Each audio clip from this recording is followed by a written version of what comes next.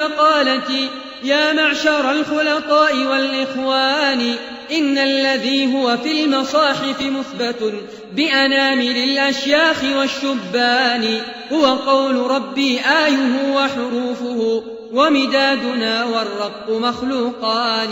من قال في القرآن ضد مقالتي فلعنه كل إقامة وأذان، هو في المصاحف والصدور حقيقة أيقن بذلك أيما إيقان. وكذا الحروف المستقر حسابها 20 حرفا بعدهن 8، هي من كلام الله جل جلاله حقا وهن أصول كل بيان. حاء وميم قول ربي وحده من غير أنصار ولا أعوان. من قال في القرآن ما قد قاله عبد الجليل وشيعة اللحيان، فقد افترى كذبا وإثما واقتدى بكلاب كلب معرة نعمان. خالطتهم حينا فلو عاشرتهم لضربتهم بصوارمي ولساني. تعس العمي أبو العلاء فإنه قد كان مجموعا له العميان، ولقد نظمت قصيدتين بهجوه أبيات كل قصيدة 200، والآن أهج الأشعري وحزبه وأذيع ما كتموا من البهتان. يا معشر المتكلمين عدوتم عدوان أهل السبت في الحيتان، كفرتم أهل الشريعة والهدى وطعنتم بالبغي والعدوان. فلأنصرن الحق حتى أنني أسقو على ساداتكم بطعاني. الله صيرني عصا موسى لكم حتى تلقف إفككم ثعبان. بأدلة القرآن أبطل سحركم وبه أزلزل كل من لاقاني. هو ملجئي هو مدرئي هو منجني من كيد كل منافق خوان. إن حل مذهبكم بأرض أجدبت أو أصبحت قفرا بلا عمران، والله صيرني عليكم نقمة ولهتك ستر جميعكم أبقاني. أنا في حلوق جميعهم عود الحشا أعياء طبتكم غموض مكاني. أنا حية الوادي أنا أسد الشرى أنا مرهف ماضي الغرار يماني. بين ابن حنبل وابن إسماعيلكم سخط يذيقكم الحميم الآن. داريتم علم الكلام تشزرا والفقه ليس لكم عليه يدان. الفقه مفتقر ل5 دعائم لم يجتمع منها لكم 2، حلم وإتباع لسنة أحمد وتقى وكف أذى وفهم معاني. آثرتم الدنيا على أديانكم لا خير في دنيا بلا أديان. وفتحتم أفواهكم وبطونكم فبلعتم الدنيا بغير تواني.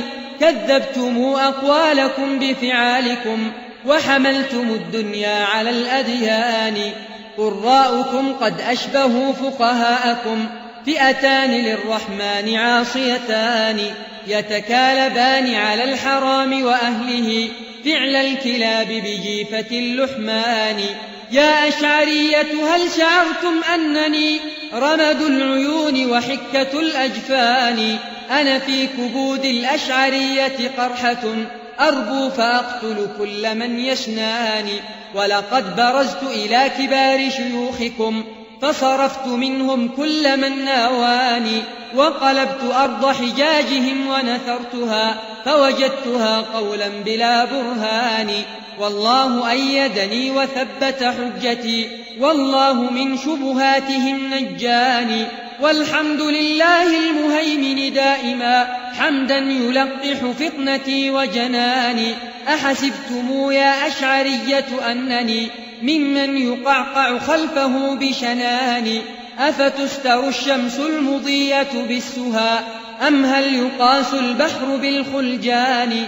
عمري لقد فتشتكم فوجدتكم حمرا بلا عنن ولا أرسان. أحصرتكم وحشرتكم وقصدتكم وكسرتكم كسرا بلا جبران.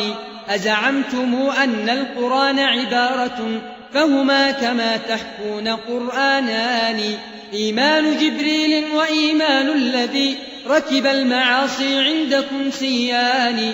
هذا الجويهر والعريض بزعمكم أهما لمعرفة الهدى أصلان. من عاش في الدنيا ولم يعرفهما وأقر بالإسلام والفرقان أفمسلم هو عندكم أم كافر أم عاقل أم جاهل أم واني. عطلتم السبع السماوات العلا والعرش أخليتم من الرحمن. وزعمتم أن البلاغ لأحمد في آية من جملة القرآن. هذه الشقائق والمخارف والهوى والمذهب المستحدث الشيطاني. سميتم علم الأصول ضلالة كاسم النبيذ لخمرة الأدنان. ونعت محارمكم على أمثالكم والله عنها صانني وحماني. إني اعتصمت بحبل شرع محمد وعضدته بنواجذ الأسنان. أشعرتم يا أشعرية أنني طوفان بحر أيما طوفان. أنا همكم أنا غمكم أنا سقمكم أنا سمكم في السر والإعلان.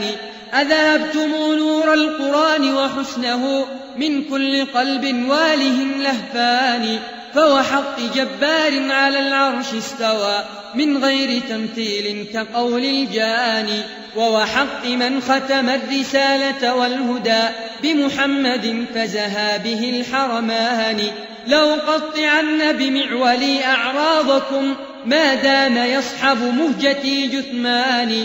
ولأهجونكم وأثلب حزبكم حتى تغيب جثتي أكفاني. ولأهتكن بمنطقي أستاركم حتى أبلغ قاصيا أوداني. ولأهجون صغيركم وكبيركم غيظا لمن قد سبني وهجاني. ولأنزلن إليكم بصواعقي ولتحرقن كبودكم نيراني. ولأقطعن بسيف حقي زوركم وليخمدن شواظكم طوفاني. ولأقصدن الله في خذلانكم وليمنعن جميعكم خذلاني. ولأحملن على عتاة طغاتكم حمل الأسود على قطيع الضاني. ولأرمينكم بصخر مجانقي حتى يمد عتوكم سلطاني. ولأكتبن إلى البلاد بسبكم فيسير سير البزل بالركبان. ولأدحضن بحجتي شبهاتكم حتى يغطي جهلكم عرفاني. ولأغضبن لقول ربي فيكم غضب النمور وجملة العقبان. ولأضربنكم بصارم مقولي ضربا يزعزع أنفس الشجعان. ولأسعطن من الفضول أنوفكم سعطا يعطس منه كل جبان.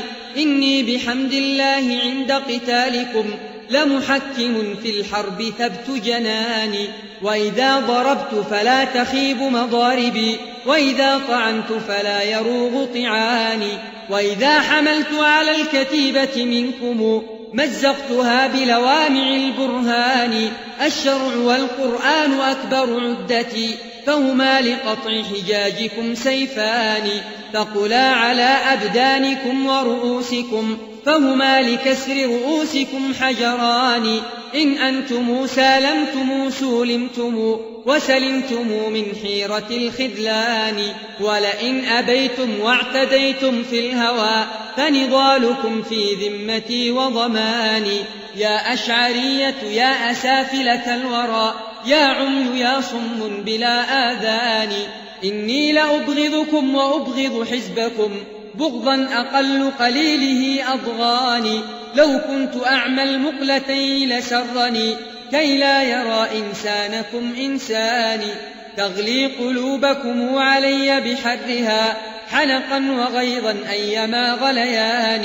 موتوا بغيظكم وموتوا حسرة وأسا علي وعب كل بناني.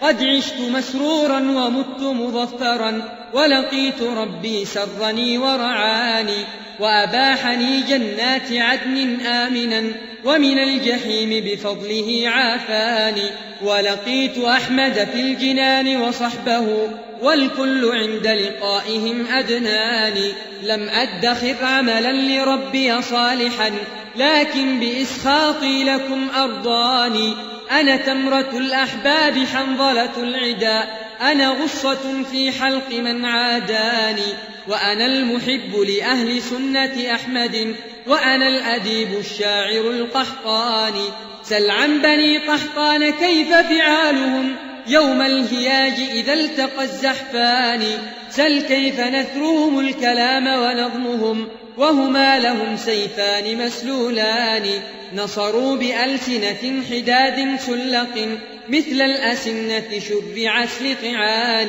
سل عنهم عند الجدال إذا التقى منهم ومن أضدادهم خصمان نحن الملوك بنو الملوك وراثة أسد الحروب ولا النساء بزوان يا أشعرية يا جميع من ادعى بدعا وأهواء بلا برهان جاءتكم سنية مأمونة من شاعر ذرب اللسان معاني خرز القوافي بالمدائح والهجاء فكأن جملتها لدي عواني يهوي فصيح القول من لهواته كالصخر يهبط من ذرى كهلان إني قصدت جميعكم بقصيدة هتكت ستوركم على البلدان هي للروافض درة عمرية تركت رؤوسهم بلا آذان هي للمنجم والطبيب منية فكلاهما ملقان مختلفان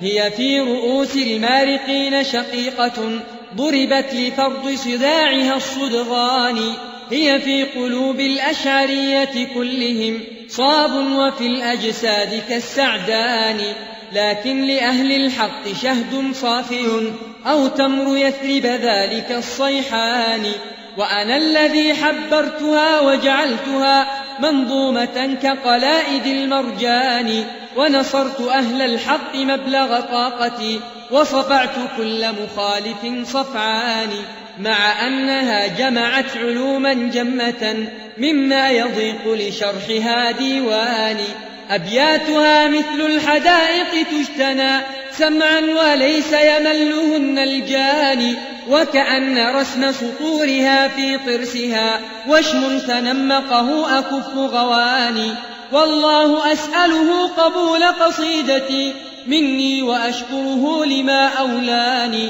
صلى الإله على النبي محمد ما ناح قمري على الأغصان وعلى جميع بناته ونسائه وعلى جميع الصحب والإخوان بالله قولوا كل ما أنشدتم رحم الإله صداك يا قحطان.